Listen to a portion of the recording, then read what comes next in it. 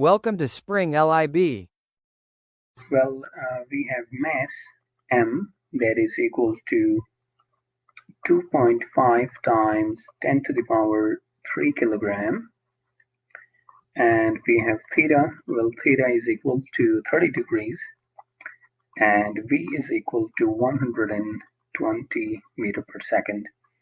Right, now let us apply Newton's second law for part A.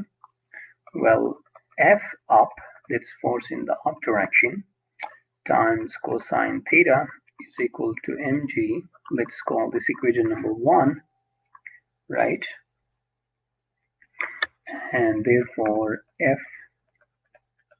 up equals 9.8 times 2.5 multiplied by 10 to the power 3 divided by cosine of 30 degrees, and that is equal to 2.83 times 10 to the power 4 Newton.